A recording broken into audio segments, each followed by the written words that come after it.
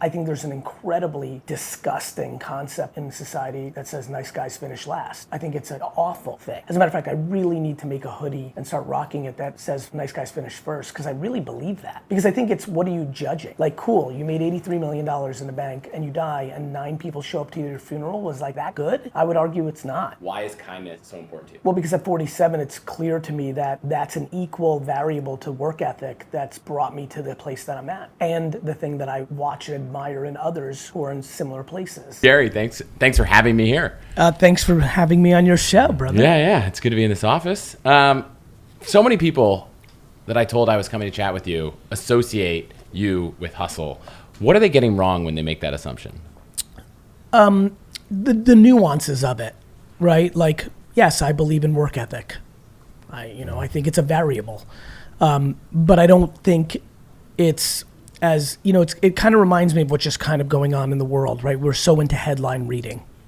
I think there was a couple of viral posts on Medium written about me on hustle porn, and that kind of like cemented a point of view that even the writer of that article 3 years later DM'd me to apologize because he spoke to the agenda he had at hand and realized he was making certain variables convenient to the story he was trying to tell. And I really appreciated that, by the way. I think that takes a lot of humility and courage. And honestly, I really do love the idea of like understanding that work ethic is a variable, but there's so many other variables. Like, for example, from the first book I wrote, Crush It, when I wrote it in 2008 and came out in 2009, in that exact book, there's like, hey, if you work 9 to 5 and you make $48,000 a year, you've won if you're thrilled. If you live within your means and you're super happy. And so I think, what people get wrong is, I'm excited and I enjoy what I do and I put in hours towards it, but, it doesn't define me. I'm completely, utterly detached from like financial success, from notoriety. I just love my game. Like, the people that know me best know the same vigor I talk about, like, hey, you can have a career that you love. I bring that same vigor to 6 a.m. on a Saturday to go garage sailing because I love it, or competing in basketball or pickleball, or, or watching a Jets game. I think what they get wrong is, unlike a lot of people who don't even use that word or even deploy that energy, I have tons of friends who are seemingly calm, speak all the right speak for acceptance, but are absolutely incredibly overly driven by money, by fame, and are detached to that. And I think that's why there's a lot of anxiety in the world. And so I think, I think the nuances of how I think about it. Plus, I also spoke about that concept during an incredibly down market in the economy, when the internet was hitting an incredible inflection point in 2008, 9, 10. So, I think just the nuance of it. The word, when I used the word hustle in 2008, 9, 10, the intent is like, hey, there's opportunity and you can go get it. I'm thrilled to change that word to tenacity or grit or work ethic. So I think the semantics of it all. And I am a communicator that I'm incredibly self-aware that the way I communicate, with the excitement level, with the energy, with the Jersey chat of it, I'm very aware and genuinely compassionate and understanding to why people may take the extreme take. And I also don't have the audacity. I deploy enormous humility when I'm about to say what I'm saying. I would never expect someone to spend 5 hours to double click into it and actually understand what I'm about and what I'm saying. And so, I guess at the end of the day, what are they missing? They're not missing anything if they're just doing a drive-by and reading a headline. If they've spent 2 or 3 hours on me through content or interaction or people that really know me, I doubt they'd be missing anything, because I think they would contextualize it. Yeah. Do you think that work ethic you have, that grit, that tenacity, is something that can be taught or learned, or is it just something that's part of your DNA? I think it's a combination of both. I think it's clearly in people's DNA. There's many people that are either born with too little or too much, that deploy it immediately to quote unquote prove something or see an opportunity, especially for immigrants. It's like so easy for me to go at it. I was born in the Soviet Union. My parents lived their entire childhood into their early 20s there. So I lived in a household that really understood, like, shit, man, like, America's pretty epic. Like, this is pretty cool. Like, you don't go to jail for trying to make a better life for yourself in entrepreneurship. So it was just, it was very easy for me. On the flip side, I've seen a lot of people be affected by the osmosis of work ethic. It's kind of like what's going on with me in the gym. Like, it became so not natural. As natural as it comes to me to sell lemonade or sports cards or run businesses or be nice to people, it comes equally not natural to me to work in the gym. But, we've known each other a long time. Somewhere around 38, I decided to put in the work because I wanted to live longer and just thought it would be better. And, through osmosis practice, like, I'm now someone who goes to the gym. I still don't love it, which is why I really do talk about how important passion is to actually get to that like state where like it's so easy because you love it so much. I really do wish for everyone that the job they had was similar to their favorite hobby. For everybody right now who's listening, they can take a step back, and whether it's skiing or cooking or playing video games or sailing or garage sailing or watching movies or what have you, if they could do that 24/7 and sustain their life, a lot of people would be happier and would enjoy that. But on the flip side, for a lot of us, just like me for the gym, sometimes you have to put in that work if you want to accomplish something that you think is good.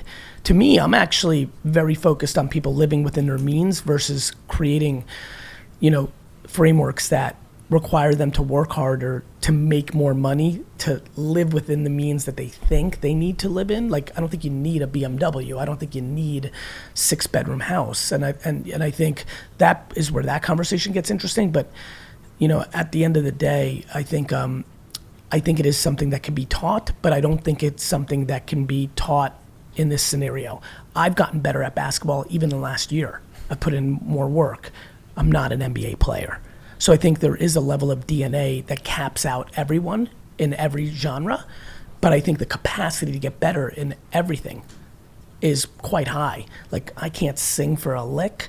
I have a feeling if I got a voice coach and really put in the work and like worked on it for a decade, like, I think I would be better at karaoke than I am now. And so that's interesting to me, the things you can control versus the things that you can't. So I'm guessing you don't want to sing, which is why you haven't done that. But you Correct. did want to build. So I have a new song out with Snoop. Everyone go check out. This is not a joke. Go check out on Spotify. Please take a step back. Snoop Dogg and GaryVee. 17-year-old me is still freaking the fuck out. But you did want to work out. You Yes. said you're 38. I'm 38. I don't have a great fitness regime. Was it just putting in the work, or are there things you did that made it more possible? I think I was also in a 5-year window where I was really hitting it hard, traveling a lot, going hard. I was really enjoying it, but I did recognize like, like, this is really like not sustainable. Like, I don't think I have good eating habits. I have great mental habits. I'm incredibly calm and happy. I sleep, the hustle thing that always makes me laugh is like I sleep 6, 7, 8, 9 hours a night, depending on the night. So I have good sleeping. I have good lack of anxiety because I am detached from the work stress. But I knew that my eating and muscles were nowhere. And so my back had been hurt as a child working in my dad's liquor stores. So like that was something I wanted to fix because it was really uncomfortable. And back to like kids' life, you start like not wanting to carry your kid because you're worried your back goes out. And little simple things like taking luggage off of the top of like a plane and like having to use your right side because you're scared your left side will go out. There was these little nagging things. My neck, like would get stiff at times. And I was like, well, I'm way too young for all this. And I plan on like really quote unquote going hard. I mean, I enjoy what I do. I'd like to be 65 and fly somewhere for a meeting or, and so, for me, I just said, I've got to do this. This is very clear. Like, there's certain things that are just very clear. Back to how we started this, like work ethic is one of the variables that helps somebody build something meaningful, right? Well, eating well and going to the gym, like genuinely gives you a higher propensity of like having a longer life and a more enjoyable life in your 60s, 70s, and 80s. So it was just a very logical conversation. I also got to the financial place where I was able to hire a babysitter. And the big unlock for me was I'm not accountable to myself, I'm accountable to others. The reason I think I'm a very good boss, the reason I think I'm a good friend is like I like being there for people. For my own self, I just kind of take it for granted. I don't want to like beat my own record on how fast I ran or how much I pumped. So by hiring Mike Vacanti to be my full-time babysitter and like the person I was accountable to, it really worked for me. And it's what I'm still doing 10 years later. It's funny, the sharp decline in my exercise happened when Kevin Rose stopped riding the Peloton because we had this fierce competition of like, I didn't care about beating my record. I cared about beating his record, and he cared about beating my record. And then he kind of like gave it up, and I lost. I think that's edge. a huge insight for you. I think you can replicate that. You've got other Kevin Roses in your life. You can find a Kevin Rose on Twitter right now. And so I think that's epic. And by the way, same with me, like who I am on a basketball court or a tennis court, the level of effort and work I put on in that environment versus what I do in the gym is like 10 to 5. Yeah. Like 10 on the court, 5 in the gym. So I understand that. And I think that that's something you should try to figure out. Yeah, I got some ideas. Good. By the way, anybody who's listening to this podcast, just hit up Chris and like be like, I'll be your Kevin Rose. Just get on the leaderboard. Yeah, that's it. I want to push. Like we would basically be like, let's push until we might throw up. By the way, though, building this podcast, which you have care for, because you put a lot of effort to making this date work, and I appreciate your tenacity, and I apologize that my schedule is the worst. So I'm so pumped we're here, and it's always great to see you. You're such a good dude. I think you should build the community of this podcast. I think you should get, I guarantee you 73 of your listeners right now are fired up right now, and you can build a whole community on this. Yeah, so it's funny, we haven't had the conversation about this, but we launched a membership. There's like 150 people right now actively starting a book club, in this thing. So in this membership, 39 of that 150 or 150 others that haven't gotten into the membership yet are all about this Peloton challenge and like something we're thinking about. Yeah, I like it. Okay, so first book, focus on crush it. Most recent book, much more on the softer skills. Yes. You said my takeaway was that you'd rather be known for kindness than hustle in the long term. That's a focus. Why is kindness so important to you? Well, because at 47, it's clear to me that that's an equal variable to work ethic that's brought me to the place that I'm at. And the thing that I watch and admire in others who are in similar places. I think there's an incredibly disgusting concept in society that says nice guys finish last. I think it's an awful thing. As a matter of fact, I really need to make a hoodie and start rocking it that says nice guys finish first, because I really believe that. Because I think it's, what are you judging? Like, cool, you made $83 million in the bank and you die and 9 people show up to your funeral. Was like that good? I would argue it's not. And so, when I wrote Crush It, what was obvious to me at that point was the internet had a huge opportunity. Influencers were going to be big. People laughed at that concept. That work ethic was a requirement. I was 34. All I knew was my dad and myself worked our faces off to like build the American dream. And that finding something you liked would make it not feel like work, which would eliminate the anxiety of the work. At 47, when I write 12 and a half, I've now built a 2,000 person global company. I know why it's working. I know why it's undisputably going to disrupt the marketing industry. It's because people want to be here forever. I looked back at Wine Library and be like, wait a minute, that's the same thing that happened there, actually. And then I just think about like my life and then also I think about the hundreds of companies I've invested in, the ones that have worked, the ones that haven't. The thousands of companies I've consulted, the ones that work, the ones that I don't. And, I think, again, back to the way this podcast started, if you started it with like, Gary, nice guys finish first, like what are people missing? Or if you went the other way and said, hey, Gary, you really hate the nice guys finish last. What are people missing? It's similar to the hustle conversation, the work ethic conversation. There's multiple ingredients. It's why the book is subtitled Ingredients. There are multiple ingredients that I think stand out as a consistent North Star blueprint that have sustainable, enjoyable success attached to them. And I think work ethic, and I think kindness, and I think curiosity, and several others are pretty standard. Now, some people are stronger at others, and that's why there's so many variable differences of so many different things out there, but it works for me, and like I really enjoy being nice. Like I like the way that, you know this as well because you've watched this journey from me being like someone a couple people knew to a lot more people know. You know, I've always enjoyed the fact that even today, like the people that know me best have the best feelings towards me. That's a nice feeling, especially when you've become a public figure and a lot of people have a lot of different takes. There's a sense of like calmness that comes along with, well, like as people get closer to me, they have a better taste of me. I'd be much happier with that than the reverse, which I think a lot of people in the world have, which is they may be liked optically on the outside, but as you get closer to their inner circle, it gets more rotten quickly. Yeah.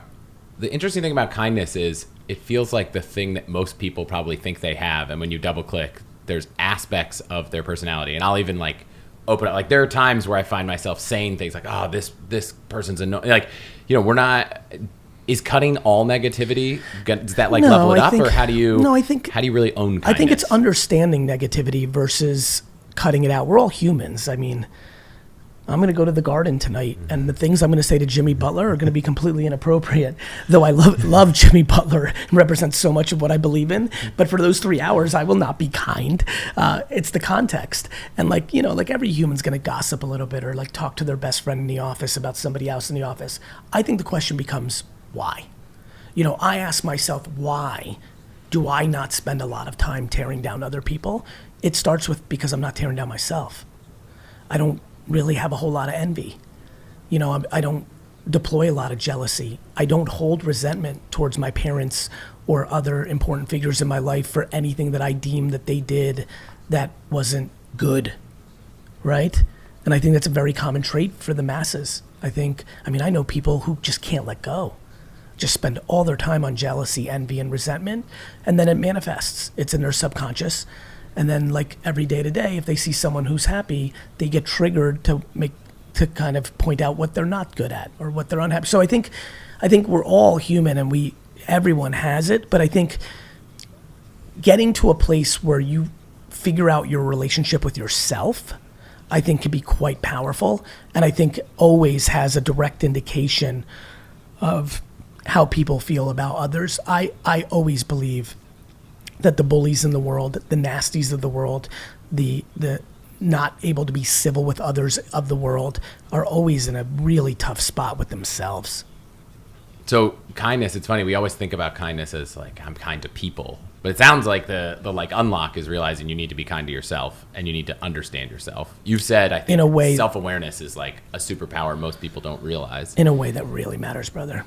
Like, in a way that's like, man, if I could wish anything for people on earth besides good health, for everyone who's listening in this great community, because I know the kind that you would cultivate, I just think to myself, like, who's a listener of this based on, I know a good amount about you, and like I've been watching you for a long time, like, you know, there's like a really high standard of human on here, but I think a lot of them are blind to certain aspects, and I think the biggest one is like, just be like easier on yourself, like the extreme level of judgment people put on themselves because they play the game of comparison.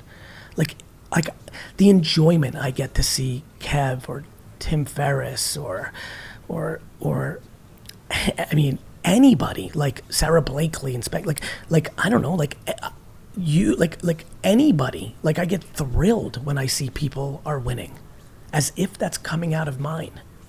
I've always been baffled by people's inability to understand that the world is abundant and nobody is taking out of yours.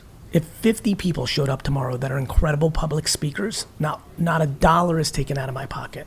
There's plenty of speaking gigs I could do, you know, if you know, and so I think I really wish people understood that, and I think understanding who you're trying to accomplish for is also very important. There's a lot of people listening here who are still trying to make their parents proud, even though their parents are not capable of ever giving that, you know, cosign to their child because they themselves never got it from their parents. So a lot of people blame their parents and haven't done the work of figuring out that they should actually be blaming their grandparents, which then leads them to actually realize they should be blaming their great-grandparents.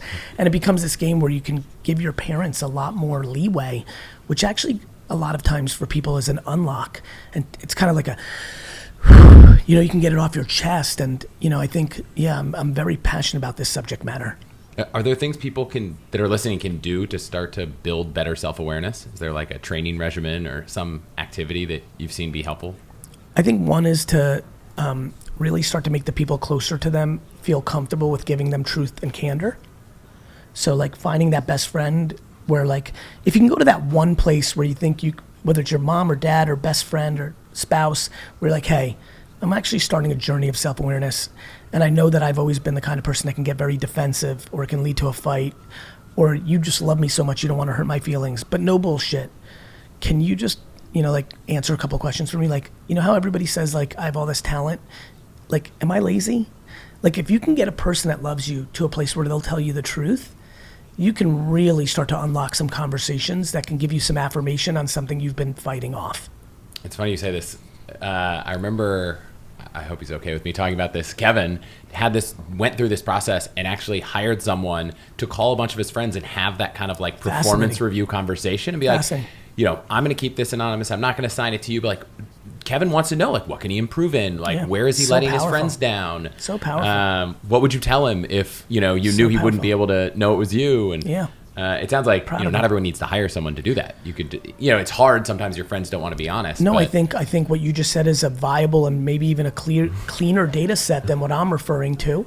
And, I'm just very aware that most people can't afford to hire someone to do that, right? Or even think of it. But like, look, but even a friend, like, ask a friend, can you just call these 5 people and ask? I like it. To your point, in my version, I'm not asking that most inner person to give it to you. To your point, maybe that inner person is the one that cultivates the data. I think it's fascinating. Or an anonymous Google form. I like that too. I like that too. I think people have to be ready, right? I had to be ready at 30. For 8 years, I knew health and fitness was something I wanted to be, but it was finally on a flight from Houston to New York with my head against the window where I was like, it's time.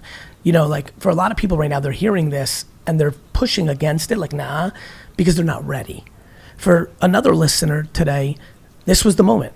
Like in the last week or two, they just got ready of like, you know what? I just want my life to be happier. And this is part of the equation. Like, look, out of all the things, work ethic, passion, kindness, I will say that accountability, I would argue, is probably the quickest indicator to how happy you are.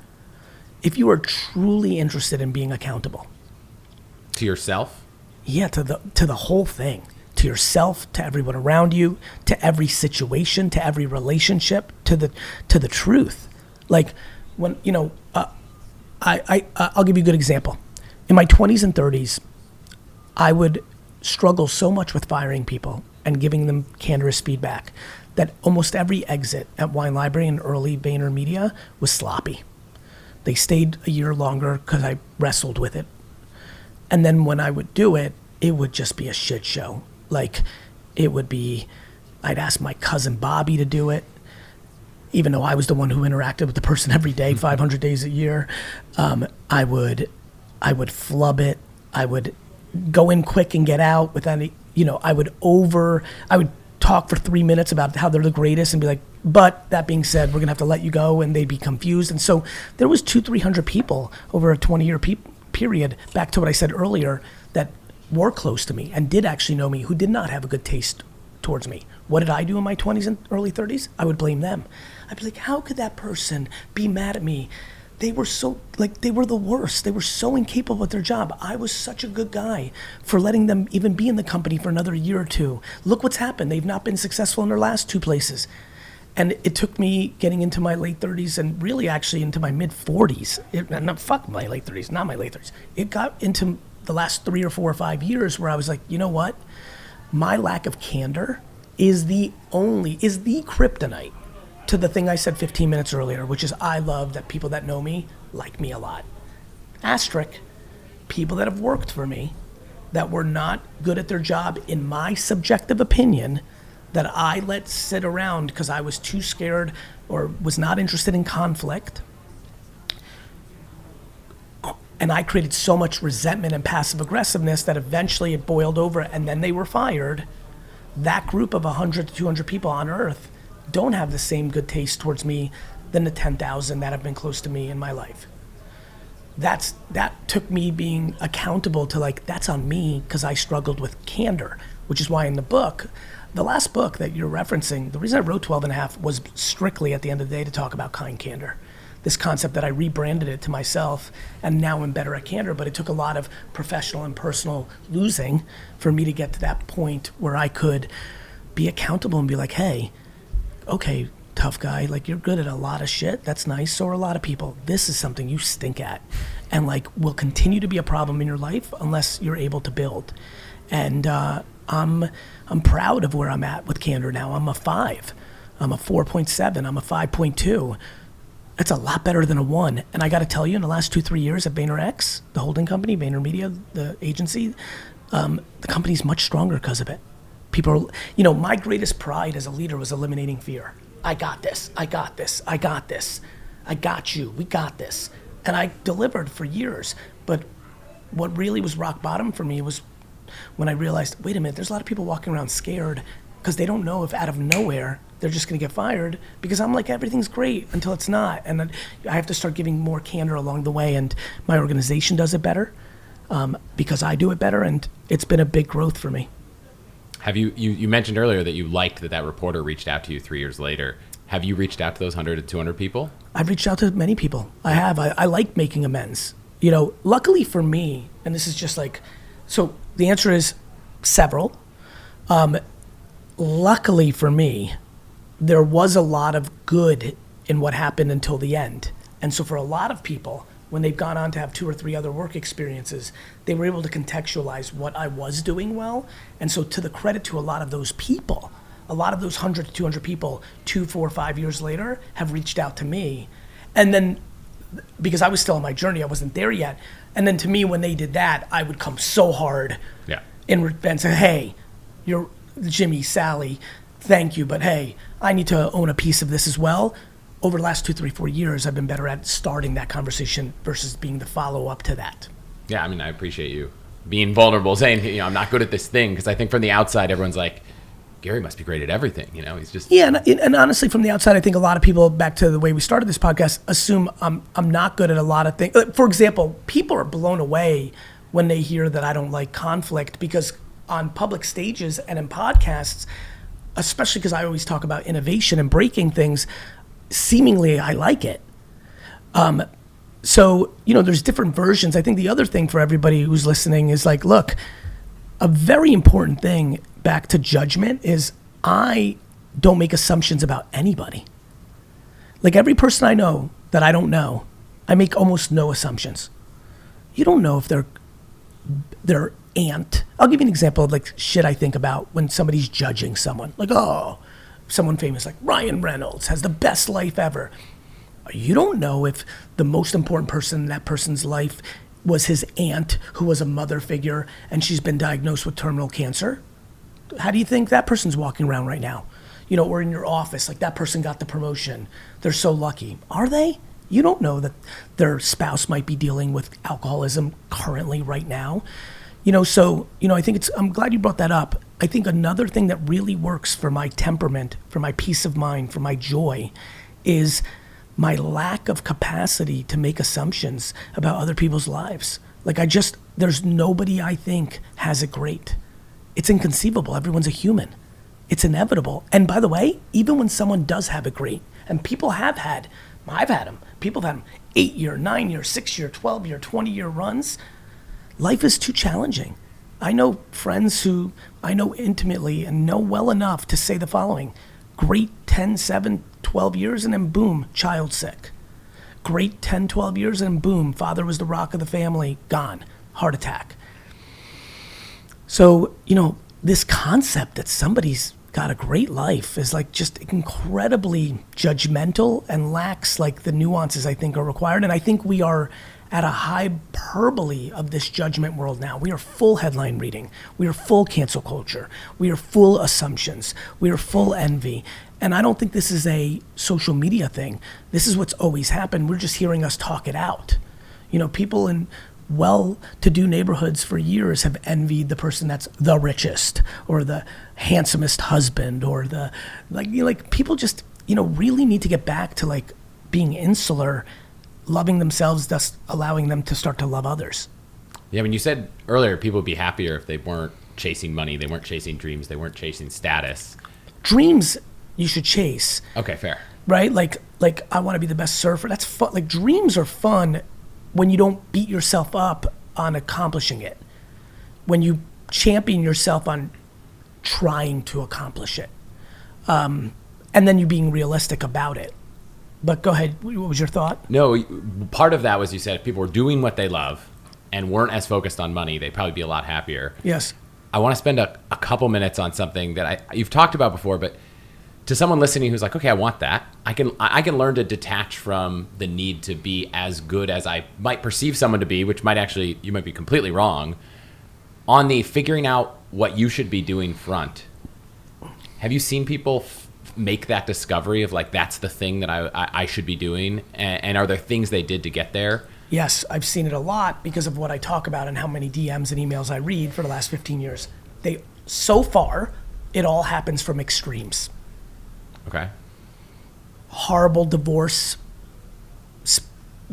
Now, whomever the wife or the husband is in like a financially, challenged situation, like life's different, and they're forced into doing something, and they just happen to be consuming mind and other positioning of like, if you're gonna do this, do something you like, and all of a sudden, they have a business making kites. This is a real one, and it was just really therapy because there was so much pain, and kites, I remember this email vividly. Kites were a big part of their childhood and they enjoyed, and it was really nasty. It was very challenging. The father that flew kites with this person passed, and then 6 months later divorce, and then like really in a challenging spot. And this person decided to follow the passion route versus getting a job like everyone told them. And she sold kites on Etsy, and like 4 years later was selling like $400,000 a year in kites. And so like that, or the complete other side, someone just hearing the message in the right way and realizing in their early 20s, you have nothing but capacity for risk, and decided to like run into it, which is like, and I've seen a lot of versions, just being very humble and aware that they are in a financial family that allows them to go full risk for passion, just having a parachute and a landing route. The reverse, so pissed at their often Asian or immigrant or Indian parents of like, I'm not gonna be a doctor or engineer, you fucking assholes, like I'm going for it. So like in extremes, I've seen it in extremes. I'm hoping to get those edges into the middle a little more. I'm hoping someone right now who's just like, to me the dream state is the person who's listening now that's making $210 and living a $250 lifestyle. They make $210,000 a year. They live a $250,000 lifestyle, and they realize that if they lived a $100,000 lifestyle, it would take the golden handcuffs off of them to maybe take the leap and go for it. So they're obsessed with cooking, and they want their own little like bakery, but they don't have any savings because again, their apartment's too expensive, their car's too expensive, their vacations are too expensive, their nights out are too expensive. They order bagels on Seamless and Postmates. Like, do you know how many people buy $30 bagels currently, Chris? Like lots. I want to not know. Well, but we know this. Like, and this is more like the Uber thing that we learned years ago. Like, people will pay for convenience at scale. There are people right now who are buying $30 bagels and don't even realize it, right? They're buying an $8 bagel on Postmates or Seamless or Uber Eats, but then there's the surcharge, the charge, the delivery fee. They kind of are blindly on the tip because they want to be a good person. Like, you kind of wake up and it's a $28 bagel. Like, and that same person is buying a $28 bagel because they make $210,000 a year, but deep down they're like, they hate being in this law firm more than life. Like literally can't wait to 5 or 6 o'clock every day. Truly can't. Yet want to own a bakery. Yet like want to start a podcast on Star Trek. Yet like, and I believe they can, but do they have the humility to move back in with their 50 or 60 or 70 or 80-year-old parents? Probably not. Do they have the humility to like get a roommate?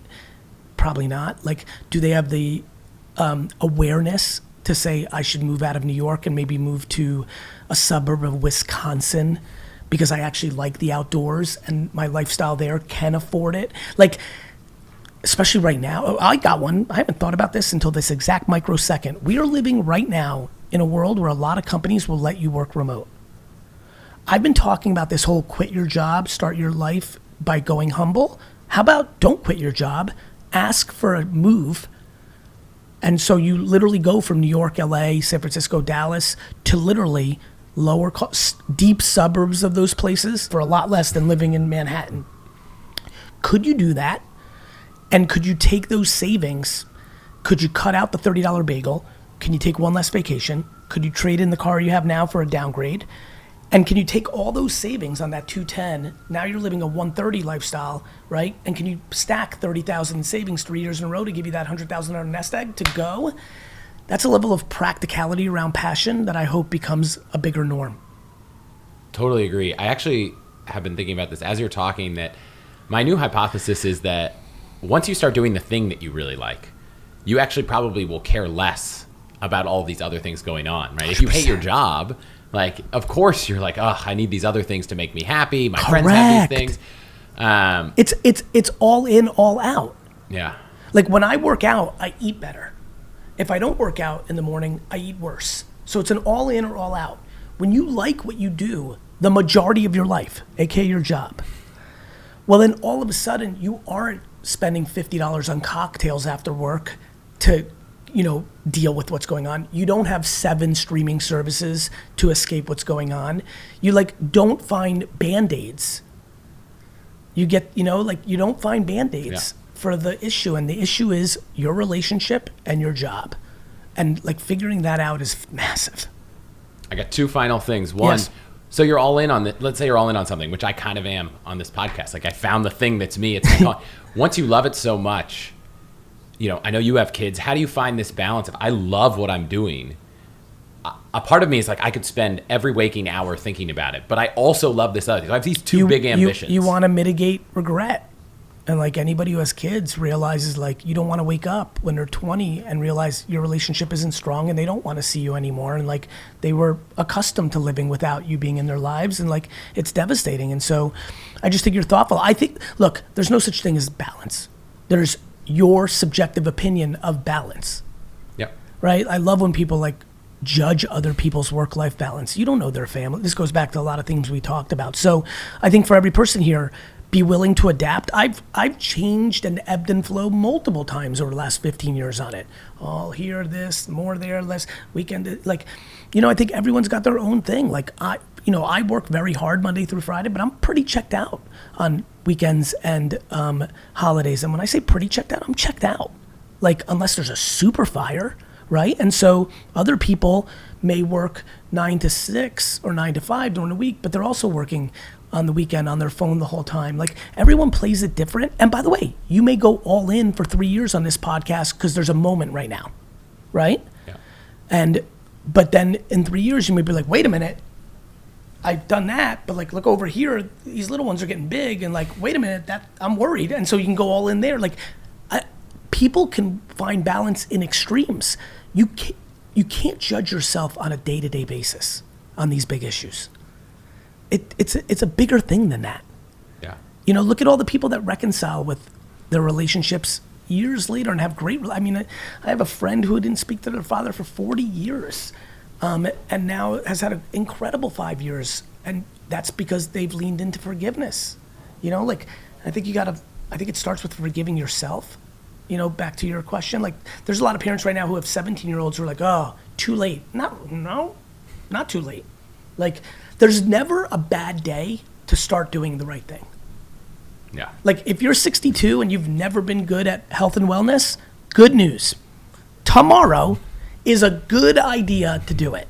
If you have 18-year-old twins and you've worked on just your career for the last 18 years and you can sense they're about to go to college and they don't give a shit about you, they love you, but they're accustomed to not having you be a big part of their lives, good news. You could visit them every weekend at college. Probably a bad idea. They might not like that. But you could start today to put it in. If you are angry at your mother and you've got 20 years of resentment built up, good news. today is the day you can start therapy. Today is the day you can go have a candorous conversation that is built on compassion for your mom that gets some of the poison out. Like, there is never a bad day to start doing the right things that are most upsetting you. I love it. The last thing, kids. Yep. Everyone listening could share this with their parents. They could share it with their spouse. They could start to think about these lessons. I can't go share this with a 1, a 3-year-old, probably not a 5, 6, 7-year-old. Are there things you're doing to try to instill? Let's take your kind of 12 and a half lessons. Self-esteem. That's the thing. That's the thing. And not delusional self-esteem. Okay. If your 7-year-old loves Beyonce, but when she's running around the house singing, like literally you have to put earplugs in because it's the worst sound you've ever heard, it's probably a bad idea to tell her she can be Beyonce one day too. It's not a bad idea to say if she puts in a lot of work, she could be better at singing than she is today. These are so to me, it's self-esteem. Also, what do you compliment your kids on? If you're complimenting your kids constantly on how attractive they are, you're so beautiful, you're so cute, you're so handsome, you're instilling affirmation on that, which is going to affect them when they're in their 30s, 40s, 50s, and 60s, because that's going to be their self-worth. If you're telling them that they're remarkable because they're getting A's in school, you're teaching them to conform to systems that aren't real once they become 22. Might not be the best idea. 8th place trophies bother me, not because I'm so competitive, but because you're telling your kids that losing is bad. Like, kids are smart. Kids are smart. So they realize the reason they're getting an 8th place trophy is like you as the parent don't want them to feel losing. Losing is bad. The problem is losing is such a fundamental part of life that you're teaching kids to be scared of it instead of leaning into it. So I think for me it's practical self-esteem, truth. What do you compliment your kids on? Their humanity. Whenever I see them interact with humans and are kind, compassionate, empathetic, when my son will go over to somebody who gets hurt. I mean, he drilled a line drive off of when coaches were pitching 2 years ago when he was 8. He was very good at baseball between like 6 and 10. Drilled a line drive that drilled the head coach. He ran, he hit it, so he started running towards first base and he stopped and like in the middle of the base path and asked the head coach if he was okay. After the game, the coach came up to me. He's like, look, I've been hit a lot of times in the history. He's been doing it for 30 years. He's like, I've never had a kid just stop and do that. And I bring that up to my son every day. Like, do you know how good of a person you are? Even though you're so competitive and baseball is your passion, like you did that, the humanity of it versus the thing. So I try to focus on those things. I love it. I feel like this is not the conversation I think a lot of people thought we were going to have, and I like that. Any final words or where people should go to see more Gary? I think building off of what you just said, I think it was a theme of everything. Like, books by covers is a real issue in our society right now. I think, for me, I think to your point, I think 90% of your audience will be like, oh, that was interesting. Didn't see that going that way. I think for 10% of your audience, when you just said that, they're like, what are you talking about, Chris? That is Gary.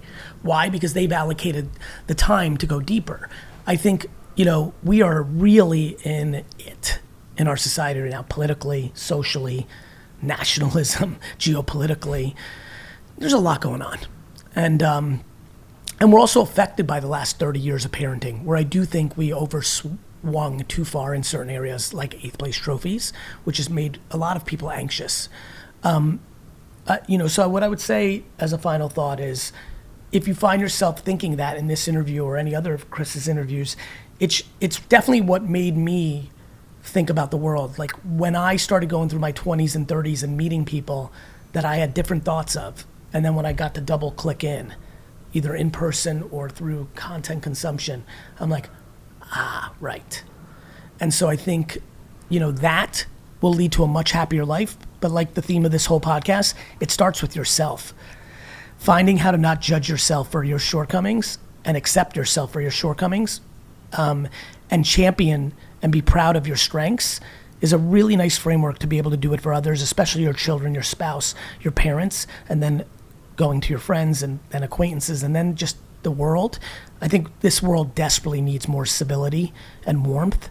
And I think people are looking for others to provide it. And I think back to accountability, it starts with yourself. And so I think you're capable of it. I really do, whether that's therapy or listening to different things or starting a regimen of health or wellness or mindset that gets you to that place. And I think you should do that, because it's a lot more fun to live life happy. Because final thought, you were dead for a long time, aka not born, and you will be dead forever. And so I think it's a good idea to maximize your 100 years, God willing. And so consider that. I love it. Reach out if this was helpful. I'm sure they could reach out to you online. Of course, I'm easy. Gary's easy to find on the internet. Thank you so much for brother. being here. Thank you.